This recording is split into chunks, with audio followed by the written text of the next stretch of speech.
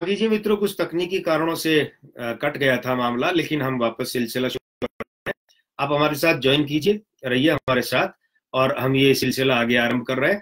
तो बाल ठाकरे क्या थे कि बाल ठाकरे बहुत जिंदा दिल आदमी थे और बिल्कुल निर्भीक भाव से कहते हैं। उन्होंने उनका एक साक्षात्कार अभी चल भी रहा है। उन्होंने साफ कहा है कि भाई देखिए, जिस दिन मुझे लगेगा मेरी पार्टी में फला फला फला फला ऐसा कुछ हो रहा है, ब्ला ब्ला ब्ला ब्ला, तो मैं अपनी दुकान बंद कर दूंगा। दुकान शब्द काम मिल लिया। असल में क्या है, शिवसेना का मूलांक 1 और भाग्यांक 2 है। पहली बात तो शिवसेना का नेतृत्व सदा परिवार वाला रहेगा। शिवसेना सदा परिवार, अंक 2 है ना भाग्यांक, वो परिवार का अंक है भाई, परिवार की पार्टी रहेगी। अब इसमें एक खास बात क्या, देखिए ये पितृदोष वाली बात है। बड़ा एक रोचक प्रसंग लेते हैं यहाँ। पूर्ण प्रसंग नहीं है लेकिन क्षेपक प्रसंग ही सही। देखिए यहाँ पर क्या है, ये ध्यान देने वाली बात है कि एक तरफ बाल ठाकरे, बाला साहब ठाकरे जो है, उनके लिए कहा जाता था कि वो फला कौम के विरोधी थे, फला तबके के, फला फिरके के, ऐसा था वैसा था। उन्होंने जिंदगी में कभी मूछें भी नहीं रखी, लेकिन आखिर के कुछ वर्षों में उन्होंने क्या किया, आखिर के कुछ वर्षों में उन्होंने फ्रेंच कट दाढ़ी रखी, वो भी लंबी वाली, बकरा दाढ़ी जैसे होती है उस तरीके की, जो मौलवियों मुल्लों की होती है वैसी दाढ़ी रखी। क्यों? क्योंकि हमें नहीं पता कि उन्हें किसी ज्योतिषी ने, अंग ज्योतिषी ने उपाय बताया होगा कि पितृदोष का सबसे अच्छा उपाय क्या होता है कि आप फ्रेंच कट दाढ़ी रख लो। देखिए इस बात को यूं समझिए, ये पितृदोष शिवसेना में क्या है, शिवसेना पूरी में पितृदोष भरा पड़ा है। ये कैसे है, इस बात को यूं समझिए कि बाल ठाकरे जो है, उनका एक समय बाया बाया हाथ कहलाने वाला आदमी था और उस आदमी का नाम था, उस शख्स का नाम था छगन भुजबल। छगन भुजबल बाल ठाकरे के एक तरह से दाया बाया हाथ हुआ करते थे शिवसेना में। ये उनका रुतबा और ये महत्वपूर्ण स्थान था। छगन भुजबल को अभी आप ये जो लाइव देख रहे हैं उसके साथ साथ मोबाइल में छगन भुजबल का फोटो निकाल कर देखिए, पुराने फोटो देखिए, उनके ऊपर से सामने से बाल बहुत पहले ही उड़े हुए हैं। वो खुद भयंकर पितृदोष वाले थे। नतीजे में क्या हुआ कि छगन भुजबल बाल ठाकरे को छोड़कर चले गए। उसके बाद में जिन नारायण राणे को शिवसेना और भाजपा की पहली युति में जब मुख्यमंत्री बनाया गया, मनोहर जोशी को हटा करके जिन नारायण राणे को बाल ठाकरे ने मुख्यमंत्री बनाया था, वही नारायण ठाकरे जो है, अब आप नारायण ठाकरे का ललाट याद कर लीजिए, वो भयंकर पितृदोष वाले, अब वो भाजपा की गोद में बैठे हैं। लेकिन उस समय शिवसेना छोड़ के वो चले गए, नारायण राणे चले गए। उसके बाद में अब और भी लोग गए, लेकिन एक उल्लेखनीय नाम जो है वो लेना पड़ेगा। लेकिन यहाँ आते आते बाल ठाकरे ने फ्रेंच कट दाढ़ी रख ली थी, जो कि पितृदोष का एक तगड़ा उपाय होता है। देखिए क्या होता है, भाग्य में झटके जब आने होते तो आते हैं, लेकिन उपाय क्या करते हैं, उपाय करते हैं वो झटके सहन करने की क्षमता दे देते हैं कि झटका आसानी से सहन कर जाए, और अगर कम हो सके तो झटका कम हो जाए। तो छगन भुजबल के बाद में नारायण राणे, और नारायण राणे के बाद में क्या हुआ कि फिर नंबर आया संजय निरुपम का। संजय निरुपम जो कि सामना के हिंदी के संपादक हुआ करते थे, जैसे प्रेम शुक्ला हुआ करते थे, फिर वो भाजपा में चले गए, प्रेम शुक्ला वहां प्रवक्ता बने बैठे हैं। तो संजय निरुपम एक उत्तर भारतीय चेहरा था और बाल ठाकरे ने इस नाते उनको वहां हिंदी सामना का संपादक भी बनाए, दोपहर का सामना का, वो छोड़ के चले गए, वो कांग्रेस में आ गए। ये झटका भी बाल ठाकरे के लिए बड़ा था। और उसके बाद में सबसे बड़ा झटका तो उनको जिंदगी का ये लगा कि उनके भाई जो है श्रीकांत ठाकरे के बेटे राज ठाकरे की, जिसमें सब लोग अक्स देखते थे बाल ठाकरे कि भाई बाल ठाकरे की गद्दी तो यही बैठेंगे, यही आदमी बैठेगा, ये होगा वो होगा। और इसी में राज ठाकरे में वो सारी बात है, कार्टूनिस्ट भी है, सवाल कार्टूनिस्ट का नहीं है, भाषण की शैली वही, तेवर वही, सब कुछ वही छोड़ के चले गए। तो ये जो सदमे लगे, तो बाल ठाकरे ने संजय निरुपम के छोड़ने के समय से वो दाढ़ी रख ली थी, तो वो झटके झेल गए। उसके बाद भी उनका रुतबा जो है वो खत्म नहीं हुआ, थोड़ा ऊपर नीचे ग्राफ चल। ये पितृदोष वाली शिवसेना है। अब ये पितृदोष वाली शिवसेना का एक दूसरा आप और एनालिसिस देखिए। ये जो ज्योतिषी बंधु देख रहे हैं ये लाइव, ये जो ज्योतिष में रुचि रखने वाले, जो राजनीति में रुचि रखने वाले हैं और जब देख रहे हैं, तो संबंधित लोगों को ये वीडियो बाद में दिखाइएगा कि भैया देखो ये। तो इसमें बड़ी रोचक बात आ रही है कि शिवसेना कैसे पारिवारिक पितृदोष वाली है। कि देखिए बाल ठाकरे के 3 बेटे थे, बाल माधव ठाकरे सबसे बड़े, तो बिंदु माधव ठाकरे, क्षमा कीजिए, सबसे बड़े बेटे थे बिंदु माधव ठाकरे, फिर जयदेव ठाकरे और उसके बाद में उद्धव ठाकरे। तो अब उद्धव ठाकरे आज शिवसेना की तरफ से मुख्यमंत्री बने हैं, यानी सर्वोच्च पद पर पहुंचे हैं, किंग मेकर की बजाय किंग। तो अब आप ये समझिए कि ये जो पद पे पहुंचे हैं, इस पद पर पहुंचने से पहले, जबकि सबसे छोटा तीसरे नंबर का भाई बना है मुख्यमंत्री, बिंदु माधव ठाकरे नहीं, जयदेव ठाकरे को तो बाल ठाकरे ने निष्कासित कर दिया था परिवार से। खैर वो उनका पारिवारिक मसला है, लेकिन यहाँ पितृदोष की बात करें तो उद्धव ठाकरे जीवन में कभी भी इच्छुक नहीं थे राजनीति में आने के भी।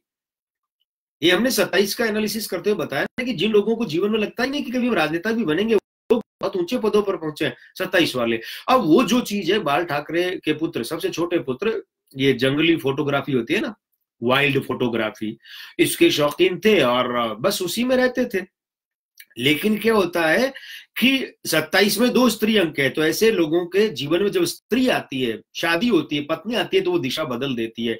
तो रश्मि जी जब इनके जीवन में उद्धव ठाकरे के, रश्मि जी से जब इन्होंने शादी की, तो रश्मि जी की प्रेरणा से इन्होंने पांव रखा राजनीति में। अब यहां पर देखिए होता है क्या है कि इनके लिए कोई रास्ता नहीं था, क्योंकि इनके बड़े भाई बिंदु माधव ठाकरे थे, जयदेव ठाकरे थे, और तो और इनका छोटा भाई राज ठाकरे, जो तेवरों में बिल्कुल बाल ठाकरे के उत्तराधिकारी लगते थे, वो भी थे। तो ऐसे में ऐसा कुछ नहीं था। लेकिन सबसे पहले तो क्या हुआ, 1996 में बिंदु माधव ठाकरे का एक एक्सीडेंट में देहांत हुआ। उसके बाद में जयदेव ठाकरे 2004 में उनका देहांत हुआ, और उससे पहले वो परिवार से जो है विलग हो चुके थे। अब क्षमा कीजिए, जयदेव ठाकरे जो है उनकी मृत्यु के वर्ष में कुछ संशय है, लेकिन जयदेव ठाकरे जो है इसमें कोई वर्ष संबंधी तथ्यात्मक त्रुटि है तो क्षमा चाहेंगे, लेकिन जयदेव ठाकरे जो है वो भी किनारे हो गए, क्योंकि वो परिवार वगैरह से अलग हो गए और उनको बेदखल कर दिया। तो दोनों बड़े भाई जो कि उद्धव ठाकरे के ऊपर थे और जो पिता का उत्तराधिकारी बनने की दौड़ में सबसे आगे थे, वो दोनों ही किनारे हो गए। तो उद्धव ठाकरे, इसके अलावा राज ठाकरे, तो वो भी किनारे हो गए। यानी कि पितृदोष जो था वो इस तरीके से था कि अच्छा, आप ये पितृदोष कैसे प्रबल था, आप ध्यान से देख लीजिए। उद्धव ठाकरे का ललाट देखिए, कम है अभी, इसलिए बीच के बाल कुछ हैं और कुछ नहीं है, लेकिन ये जैसे जैसे कम होते जाएंगे तो उद्धव ठाकरे का पितृदोष प्रबल होगा, और ये जो है ये अब हमेशा के लिए पूर्व मुख्यमंत्री बनकर रह जाएंगे। कौन? उद्धव ठाकरे पूर्व मुख्यमंत्री बनकर रह जाएंगे। और ये एक चीज इसको देखिए कि उद्धव ठाकरे का जो पितृदोष है शिवसेना में भी है, इसलिए शिवसेना का जो है में वर्ष है वो चल रहा है 2020 का। 2019 में दशा शुरू हुई अंक 2 की शिवसेना की, तो 19 और 20 2। अब ये 19 में जो मुख्यमंत्री बना ये अंक 2 की दशा में बना, ये शिवसेना का भाग्यांक है। शिवसेना को अपने भाग्यांक की दशा लगी है 19 में, इसीलिए उसको जितना मिलना था मिल गया, उसका मुख्यमंत्री बन गया। अब देखिए कांग्रेस जो है, कांग्रेस को भी यही दशा है, शिवसेना के शुभांक में कांग्रेस बनी है। तो जो लोग ये कहते हैं ना अभी इस प्रकरण में उद्धव ठाकरे जाके मिल लिए कांग्रेस और एनसीपी से सरकार बना ली, तो कई बंधु पोस्ट डाल रहे हैं कि शिवसेना का तो जन्म ही कांग्रेस ने करवाया, इंदिरा गांधी ने करवाया। वो जो कम्युनिस्टों के कॉमरेडों के आंदोलन होते थे वहां, उनको बंद करने, हड़तालें बंद करवाने के लिए, जो भी हो इसके पीछे की गहराई क्या वो एक अलग चीज है। लेकिन कांग्रेस के शुभांक में शिवसेना है और शिवसेना के शुभांक में कांग्रेस है, क्योंकि 1960 में पैदा हुई शिवसेना को 1978 जो है वो शुभ का अंक आता है, 1978 में कांग्रेस का जन्म हुआ है। चौंकिए मत, 2 जनवरी 1978 भारतीय राष्ट्रीय कांग्रेस। और एनसीपी का, तो कांग्रेस को भी वही दशाएं चल रही जो शिवसेना को चल रही है, और गठबंधन की दशा चल रही है। तो कांग्रेस तो वैसे भी बहुत खुश होगी कि हाथ में कुछ था ही नहीं और सत्ता मिल गई, वो तो चौथे नंबर पर थी ना। और एनसीपी की अगर बात करें तो एनसीपी को भी वही दशा चल रही जो महाराष्ट्र को चल रही है, यानी कि अंक 7 की दशा। तो एनसीपी, देखिए इस सरकार को आप माने न माने, इस सरकार का सबसे बड़ा फादर फिगर कौन है? एनसीपी है, पितृ व्यक्तित्व शरद पवार। तो एनसीपी को वही दशाएं चली जो महाराष्ट्र को। तो महाराष्ट्र की दशा ये कह रही कि भैया 2021 में सरकार बदलेगी, मुख्यमंत्री बदलेगा, सरकार ही बदलेगी, विधानसभा ही बदल जाएगी। तो एनसीपी के भी वही भाग्य में लिखा है कि 2021 में अभी जो भी एनसीपी के हाथ में 2021 में लुट जाएगा, छिन जाएगा, निकल जाएगा। तो इस तरीके से अगर हम देखें तो ये जिन 3 दलों की सरकार बनी है वो तीनों दल जो है, क्योंकि देखिए 2020 में अंक 4 की दशा शुरू होगी, 2021 में शिवसेना को अंक 4 के पितृदोष की दशा शुरू होगी। तो पितृदोष बहुत भारी पड़ेगा शिवसेना पर, और पितृदोष भारी ये पड़ेगा कि उद्धव ठाकरे की सरकार के जो पितृ पुरुष है ना, पितृ संगठन शरद पवार, सोनिया गांधी, एनसीपी और कांग्रेस गिरा देंगे। और गिराएंगे कैसे? चलिए इस पर एक बात करते हैं, कारण क्या रहेगा सरकार गिराने का? सरकार गिराने का कारण क्या रहेगा, अभी इस पर आते हैं। तो शिवसेना, पहले शिवसेना के अंक लेते हैं। शिवसेना क्या है? शिवसेना पितृदोष वाली क्यों है ये भी बताया, साथ में ये भी बता दे शिवसेना के गठन का दिन है रविवार। अरे वही 1 और 4 पितृदोष का अंक। तो देखिए इस सरकार के गिरने के कारण क्या क्या आएंगे मीडिया में, अंदर की बातें छोड़िए, जो दिखाई देंगे, जो कहा जाएगा वो क्या, ज्योतिषी उसकी बात करता है। तो वो कारण ये होंगे कि शिवसेना का भाग्यांक है 2 गठबंधन, 2 खींचातानी, 2 साझेदारी, 2 बांटना, 2 वाले को यूं करना पड़ता है, लो हाथ में रसगुल्ला है, लो भैया आप भी लो, हाथ में सुपारी है, लो भैया आप भी लो। तो शिवसेना पर जो इल्जाम आया, अच्छा दूसरा, शिवसेना जो है हमेशा एक संप्रदायवादी पार्टी की राजनीति, पार्टी बनकर राजनीति क्यों कर रही है? क्योंकि अंक 2 उसी का होता है, संप्रदाय का होता है। कोई जो होता है ना संप्रदाय, उसकी विचारधारा का होता है, एक धर्म की विचारधारा का, संप्रदाय की विचारधारा का होता है। तो अभी शिवसेना भले ये कहे कि हमने कॉमन मिनिमम प्रोग्राम बनाया है ना, CMP बनाया है एनसीपी और कांग्रेस के साथ, लेकिन शिवसेना जो है जब सरकार गिराई जाएगी तो ये कहा जाएगा कि शिवसेना ने अपनी जो अंक 2 वाली विचारधारा है, संप्रदाय वाली विचारधारा है, धर्म वाली है ना, कौन सी, हिंदुत्व वाली, नोट कर लीजिएगा आप। शिवसेना का पहला कारण सरकार गिराने का उन लोगों का ये रहेगा, शिवसेना की सरकार गिराने का, उससे समर्थन वापस लेने का एनसीपी और कांग्रेस पहला कारण क्या बताएंगे? अंक 2 की प्रधानता, धर्म पर आधारित आपने अपना एजेंडा नहीं छोड़ा, मतलब शिवसेना का हिंदुत्व, एक तो ये कारण होगा। दूसरा कारण क्या होगा? दूसरा कारण होगा कि यहाँ ये जितने लोग हैं ना, जितनी पार्टियां हैं, तीनों पार्टियां, शरद पवार, सोनिया गांधी, उद्धव ठाकरे, सबका शुक्र भ्रष्ट है, सबका ही शुक्र भ्रष्ट है। तो एक तो आप ये नोट कर लीजिए, वर्ष 2020 से 2022 के बीच का समय दोहरा रहे हैं, वर्ष 2020 से 2022 के बीच का समय सोनिया गांधी और शरद पवार के शारीरिक शुक्र स्वास्थ्य के दृष्टिकोण से बहुत खतरनाक, बहुत हानिकारक और बहुत बहुत निर्णायक रह सकता है। सार्वजनिक मंच की मर्यादा है, हम इससे ज्यादा और शब्दों का प्रयोग नहीं करेंगे। विशेष रूप से जानना चाहें तो जो जिन बंधुओं को अधिकार है वो अलग से फोन पर बात कर सकते हैं। क्योंकि वजह क्या है? वजह ये देखिए कि खास बात क्या है? खास बात यह कि 2020 का अंक है 4 का और 2022 का है 6 का। तो 20 से 22 के बीच में क्या है? सोनिया गांधी का मूलांक 9, भाग्यांक 5, वो 9 और 5 विरोधी, 9 और 6 विरोधी, 4 और 9 मिलकर के अंगारक युति बनाते हैं। और शरद पवार का 3 और 2 वाले हैं, तो 3 का 5 घोर विरोधी, 3 का 6 घोर विरोधी, 3 और 4 मिलकर के गुरु चांडाल युति बनाते हैं। आदमी गलत फैसले लेता है। ऊपर से शरद पवार का जो जब से जबड़े का ऑपरेशन हुआ तब से उनका बृहस्पति भ्रष्ट हो गया। बृहस्पति भ्रष्ट हो गया ना, लिप्स मूवमेंट रहा कहां, अब वो कम्युनिकेशन नहीं रहा, तो प्रकट बृहस्पति भ्रष्ट हो गया। तो बृहस्पति भ्रष्ट हो गया तो फिर गलत फैसले होंगे।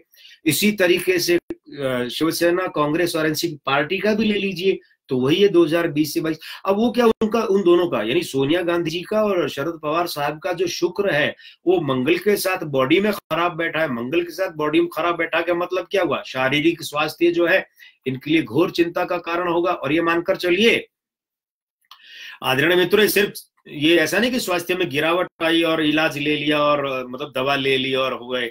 हमने क्या कहा? हमने कहा कि वर्ष 2020 से वर्ष 2022 के बीच का समय शरद पवार जी और सोनिया गांधी जी के लिए शारीरिक दृष्टिकोण से, स्वास्थ्य के दृष्टिकोण से बेहद बेहद खतरनाक है, हानिकारक है और निर्णायक भी सिद्ध हो सकता है। ये 3 वर्ष का समय, और यही जो वर्ष है, ये याद रखिएगा, ये वर्ष अभी यहाँ प्रकारांतर नहीं कर रहे हैं, विषयांतर नहीं कर रहे हैं, लेकिन एक बहुत जरूरी कहना चाहते हैं क्योंकि इसके बारे में बहुत पहले 2-2.5 साल पहले भी फेसबुक वॉल पर और कुछ मित्रों को भी कहा था। वॉल पर आप देख सकते हैं कि ये 3 वर्ष भारतवर्ष की राजनीति, भाजपाई राजनीति के लिए भी बहुत बड़े उठापटक वाले और बहुत बड़े परिवर्तन वाले और बहुत आकस्मिक और अचानक झटकों वाले सिद्ध होंगे भारतीय और भाजपाई राजनीति के लिए भी। खैर, महाराष्ट्र पर आते तो महाराष्ट्र को 2021 में एक नई सरकार, एक नया मुख्यमंत्री और एक नई विधानसभा मिलती दिख रही है। ये 2021 अंतिम समय सीमा है। समय सीमा आरंभ हो जाती है मध्य 2020 से और अगर आप जाएं पीछे आगे और चले जाएं तो इस अवधि में यानी कि सरकार गठन के 13 से 22 महीनों के बीच में तो ये सरकार विदा होनी है। अब महाराष्ट्र के अंकों के हिसाब से चलिए, प्रश्न तो आज आपकी तरफ से कोई आया नहीं है तो प्रश्न की बात तो क्या करेंगे, लेकिन एक अपनी तरफ से ही बात सामने आपके रख देते हैं।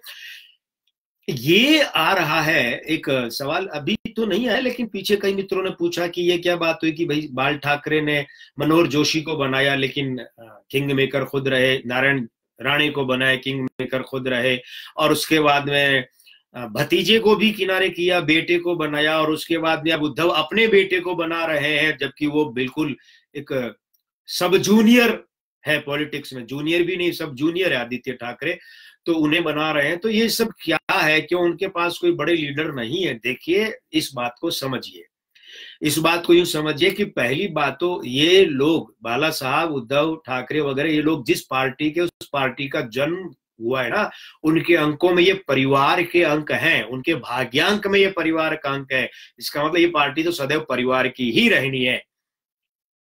दूसरों को उनके हिसाब से भूमिका मिल सकती है, लेकिन जो नेता होगा, जो मुखिया होगा, वो ठाकरे परिवार का और उद्धव के परिवार का ही होगा, आइंदा भी, ये भी ध्यान रखिए।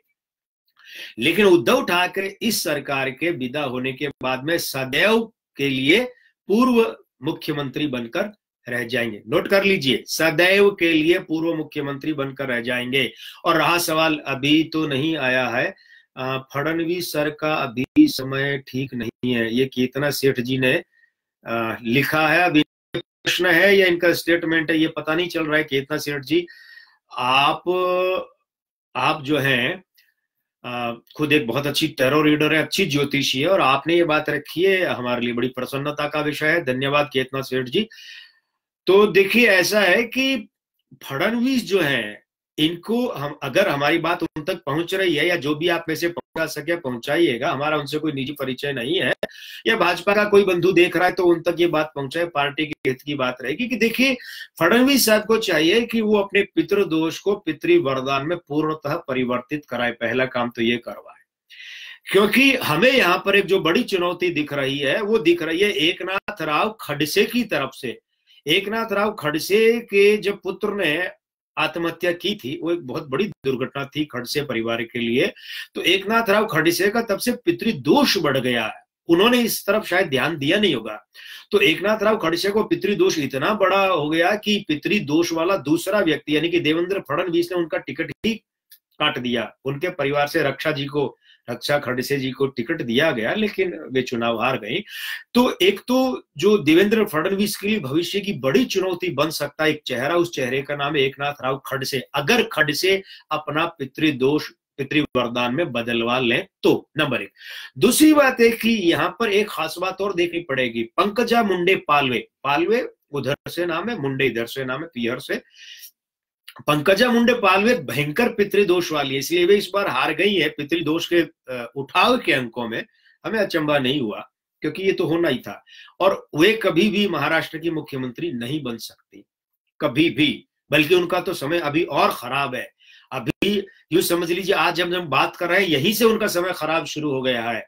भले ही चाहे उनको जैसे तैसे करके वे शिवसेना में चली जाए, क्योंकि शिवसेना पितृदोष वाली पार्टी है, कल को हो सकता है पंकजा मुंडे शिवसेना में चली जाए, विधान परिषद से ला करके मंत्री भी बना दिया जाए। तो आप ये मत सोचिएगा अरे भाई कुमार गणेश जी आपने तो कहा था पंकजा मुंडे पालवे का समय खराब है, वो तो मंत्री बन गई है। नहीं, उनका समय खराब ही है। और नोट कर लीजिएगा 2020 से 22 के बीच में इन 3 सालों में पंकजा मुंडे पालवे का समय खराब है, लेकिन समय इस दरमियान अच्छा रहेगा धनंजय मुंडे का।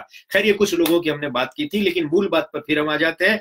हाँ, एक और जो कुछ मित्रों ने अभी कहा कि भाई देखिए अब अजित पवार को क्या मिलेगा। अजित पवार 22 जुलाई 1959, अजित पवार 1959, 22 जुलाई 1959। तो क्या होता है 4 और 7 11 और 6 17, वे 4 और 8 वाले। तो देखिए ये बात तो आप हमारे 8-9 साल पहले के ब्लॉग पोस्ट है ना, ब्लॉग पर पढ़े, आप जाके देखिए, कोई छुपाने वाली बात, वहां लिखा हुआ है कि ये एक न एक दिन शरद पवार को तोड़कर या छोड़कर, यानी एनसीपी तोड़कर या छोड़कर आएंगे, ये पक्की बात है। और आप नोट करके रख लीजिए, मूलांक 4 और 8 वाले व्यक्ति है, 7 के अंक में जन्म है, 7 का अंक जो है रक्त संबंधों का होता है, लेकिन रक्त संबंध राहु के साथ मिलकर झीने हो जाते हैं, पतले हो जाते हैं। तो ये परिवार का पितृदोष है। पितृदोष शनि के साथ में बैठा है। शनिवार को भाई जी ने, अजीत पवार जी ने शपथ ली थी उप मुख्यमंत्री पद की, बड़े बेआबरू होकर तेरे कूचे से हम निकले, जाना पड़ा, इस्तीफा देना पड़ा, इस तरीके से गिर गए थे। नोट करके रख लीजिए कि 2020 से ऐसा समय शुरू होता है। 2020 से 2024 के बीच में अजित पवार एनसीपी को या तो तोड़ देंगे या एनसीपी छोड़ देंगे। 2020 4 का अंक है, 2024 किसका अंक हो गया? 8 का अंक। ये 4 का अंक इनका मूलांक का है और 2024 में 8 का अंक इनके भाग्यांक का है। मतलब ये है कि इन वर्षों में अजित पवार द्वारा देते हैं, एनसीपी तोड़ देंगे या एनसीपी छोड़ देंगे। और रहा सवाल ये कि ये जो शरद पवार साहब का है कि शरद पवार साहब के बाद में पार्टी, तो देखिए उनका भाग्यांक 2 है, मूलांक 3 और भाग्यांक 2। भाग्यांक 2 शिवसेना का भी है। तो हमने अभी अभी कहा है कि वहां जो भी बनेगा ठाकरे परिवार का ही आदमी बनेगा। ठाकरे परिवार का मतलब बाल ठाकरे की सीध वाला, राज ठाकरे उसमें नहीं आते हैं। अब उद्धव ठाकरे की सीध वाला आदित्य बनेंगे। उसी तरीके से क्या है कि एनसीपी में शरद पवार साहब मुखिया, उनका भाग्यांक 2 है, मतलब सीधा सा है, उनका रक्त संबंधी कौन है वही बनेगा पार्टी का मुखिया। का की बजाय की कर लीजिए, वही बनेगी पार्टी की मुखिया। सचिन खरे जी लिखते हैं कि फडणवीस जी का वर्तमान भले अनिश्चित है किंतु भविष्य बेहतर प्रतीत होता है। देखिए सचिन जी, आप राजनीति से जुड़े व्यक्ति हैं, आपके इस कहने का आधार निश्चित रूप से राजनीतिक और वैसे होगा, लेकिन आपने कहा है कि 2022 के बाद विशेषकर राष्ट्रीय परिदृश्य में बदलाव के साथ। देखिए एक बात आपको बता दें, हमने फडणवीस जी के लिए जो कहा है ना खराब समय, ये खराब समय महाराष्ट्र के संदर्भ में कहा है। यह ध्यान दीजिएगा कि अभी हमने इस कार्यक्रम के शुरू में सचिन जी एक और व्यक्ति का जिक्र किया था, उद्धव ठाकरे की तरह वो व्यक्ति भी 27 तारीख को जन्म है, लेकिन 27 को वे हैं। अभी राष्ट्रीय परिदृश्य पर बहुत दीप्यमान नक्षत्र है नितिन गडकरी जी। नितिन गडकरी जी 27 मई के जन्म है। अब यहाँ ध्यान दीजिएगा, नितिन गडकरी जी जब प्रदेशाध्यक्ष थे महाराष्ट्र में तो 3 चुनाव भाजपा आ रही थी, विधानसभा आ रही थी, स्थानीय निकाय के आ रही थी और लोकसभा चुनाव आ रही थी 2009 का। लेकिन फिर भी नितिन गडकरी जी 19 दिसंबर 2009 को भाजपा के राष्ट्रीय अध्यक्ष बनाए गए थे और आज कहाँ है। और भविष्य में नितिन गडकरी जी एक दिन प्रधानमंत्री भी बनेंगे, कब वो बाद की बात है, चर्चा करेंगे। तो इसलिए जो आपने कहा है ना, हम इस बात से सहमत हैं कि 2022 के बाद में या 2020 से 22 का जो हम कह रहे हैं इसके अंत में जाते जाते 22 में या 22 के बाद ये ठीक है, देवेंद्र फडणवीस राष्ट्रीय राजनीति में आ सकता है या इनको अच्छा स्थान मिल सकता है, केंद्रीय मंत्रिमंडल में अच्छा मिल सकता है। लेकिन हमारे कहने का मतलब है कि राजकीय यानी प्रदेश की जो राजनीति है महाराष्ट्र की, वहां देवेंद्र फडणवीस हाँ सफल हो सकते हैं, लेकिन एक शर्त है और वो शर्त इन पर लागू होती है, वो अजित पवार पर लागू होती है, वो लागू होती है एकनाथ राव खड़से पर कि अपने पितृदोष को पितृवरदान में पूर्णतः परिवर्तित करवा ले। ऐसे ये वही बात है जैसे को अपनी ब्लैक मनी को व्हाइट मनी में बदलवा लेता है ना, तो ब्लैक मनी तो ढंग से उपभोग भी नहीं कर पाता और व्हाइट मनी बदलती है ऐशो आराम है, खुलेआम करो, कानून से भी कोई डर नहीं है क्योंकि व्हाइट मनी है, सफेद धन है। तो लेकिन ये मानकर चलिए कि अभी क्या कि ये जो 23 तारीख को शपथ ग्रहण कर लिए ना, पता नहीं कौन से के फेर में पढ़ करके फडणवीस साहब ने अचानक वो शपथ ली। हमारा ये कहना है कि ऐसा करके उन्होंने अपने बाद में मुख्यमंत्री बने जाने को, उसके योगों को नष्ट कर लिया। ऐसा उन्हें नहीं करना चाहिए था, इसलिए हम इनको नहीं देख रहे हैं, देवेंद्र फडणवीस को भविष्य में महाराष्ट्र का मुख्यमंत्री नहीं देख रहे हैं। आप लोगों को एक आदमी पर नजर रखनी चाहिए और वो एक आदमी कौन है? वो एक आदमी अभी दिल्ली में है, महाराष्ट्र का एक आदमी अभी दिल्ली में है, महाराष्ट्र की तरफ से है, वे महाराष्ट्र का बड़ा हैं और दिल्ली में है और मोदी मंत्रिमंडल में अभी उनका अपना एक बड़ा रुतबा है और बड़ा चेहरा है मंत्रिमंडल में मोदी जी के यहाँ पर। उन्हें आप इग्नोर मत कीजिएगा, उन्हें भी ध्यान में रखिएगा कि महाराष्ट्र के भविष्य के मुख्यमंत्री की दौड़ में वो चेहरा, वो नाम भी आ सकता है। आप लोग पहेलियां बूझिए कि ये पहेली बूझिए कि वो नाम किसका हो सकता है, कौन हो सकता है। आप में से जो समझते हैं वो समझ ही रहे हैं, नहीं समझने वालों को फिलहाल संकेत कर दिया है और फिर कभी फुर्सत में बात करेंगे। तो क्योंकि अब सिर्फ 3 मिनट बचे हैं, चलिए अभी आपका कोई सवाल तो है नहीं, तो बस ऐसा करते हैं कि केतना जी आपने पाटिल लिखा है, लेकिन पाटिल किस संदर्भ में आपने लिखा है ये बात आई नहीं है। चलिए कोई बात नहीं, अब वैसे भी समेट लेते हैं बात को। तो कुल मिलाकर मित्रों सारांश क्या है? ये है कि महाराष्ट्र का शुक्र भ्रष्ट है, पितृदोष की युतियों के कारण से महाराष्ट्र का शुक्र भ्रष्ट है, इसीलिए महाराष्ट्र में अब जो मुख्यमंत्री बनेगा 2021 में, उस व्यक्ति का शुक्र कम भ्रष्ट होगा। इस सरकार पर शुक्र के भ्रष्ट होने के आरोप लगेंगे, मतलब धन संबंधी आपस में खींचातानी होगी, धन संबंधी आरोप प्रत्यारोप। और सबसे बड़ा आरोप कौन सा लगेगा? अंक 2 वाला, मतलब हिंदुत्व, धर्म पर आधारित विचारधारा। तो शिवसेना की विचारधारा हिंदुत्व है, तो ये आरोप लगेंगे, ये सरकार गिरेगी और शपथ ग्रहण के 13 से 22 महीने के अंदर अंदर उद्धव ठाकरे सरकार विदा हो जाएगी। हालांकि हमारी शुभकामनाएं हैं एक ज्योतिषी के नाते, एक राष्ट्रवादी के नाते, कि जितना भी वो सरकार काम करे, जो भी काम करे, लेकिन वो महाराष्ट्र के लोगों के लिए और देश के लोगों के लिए हित में हो। आइए यही प्रार्थना करते हैं। और अब विदा लेने का वक्त हो गया है, क्योंकि घड़ी बता रही कि 2 ही मिनट है भैया, विदा ले लीजिए जल्दी से। तो देखिए ऐसा है, उद्धव ठाकरे सरकार के बारे में, उसके भविष्य के बारे में हमारी ये बात थी, हमने आपके हुजूर में रखी है ये बात। थोड़ा सा हमसे गलती ये हो गई कि हम 9 से 10 के लाइव के लिए भी संदेश किए हुए थे, और फिर एक गलती से संदेश 8 से 9 का चला गया। तो बहुत से बंधु जो है वो 8 से 9 में प्रतीक्षा करके शायद चले गए होंगे। तो इस वीडियो को आप देखिए और दिखवाइए, और हमारा ये निवेदन है कि इसमें जो जो राजनेताओं के नाम आए हैं, आप उन तक ये वीडियो पहुंचाइए कि भैया आपके हित में ये है, ये देख लीजिए वीडियो और ये कर लीजिए, आपका भला होगा और देश और समाज का भी भला होगा, आपकी पार्टियों का भी भला होगा। अब विदा लेते हैं, और विदा लेने का वक्त हो चला है। आज के इस लाइव में हमारी तरफ से कोई भी त्रुटि रही है, कोशिश तो करते हैं कि न रहे, न भाषागत रहे, न तथ्यगत रहे और न प्रस्तुतिगत रहे, लेकिन फिर भी इंसान है, देवता तो है नहीं है। तो अगर कोई कमी रही है तो कमी आप दिल पे मत लीजिएगा, हम उसके लिए क्षमा प्रार्थी हैं। और मिलेंगे बहुत जल्दी। झारखंड विधानसभा चुनाव जब परिणाम आ जाएंगे तो उसके बारे में बात करेंगे, और फिर जल्दी ही उसके बाद में दिल्ली के आसन्न विधानसभा चुनाव के बारे में फेसबुक लाइव लेकर हाजिर होंगे। आप अपने तमाम सवाल हमें कर सकते हैं। सवाल जिन बंधुओं को अधिकार है फोन पर पूछने का, वे फोन पर पूछ सकते हैं। जिन बंधुओं को अधिकार है व्हाट्सएप पर पूछने का, वे व्हाट्सएप पर पूछ सकते हैं। और जिन लोगों को ये अधिकार है कि वे फेसबुक में इनबॉक्स में जाकर के मैसेंजर में पूछ सकते हैं, वहां पूछे। और जो बंधु इन दायरों में नहीं आते, वे फेसबुक पर हमारी वॉल पर जाकर के पूछे। लेकिन मित्रों, पूछने का मतलब क्या प्रश्न के चक्कर में पूरी पुराण पूछ ले, वो लिख पाना संभव नहीं होता है। लेकिन इस मर्यादा में जो भी आप पूछेंगे, कोशिश करेंगे कि अपना जवाब दे सके। बहुत बहुत धन्यवाद आज ये साथ देने के लिए, सफर के लिए आपका। और अब आज के आनंद की जय। जय श्री राम।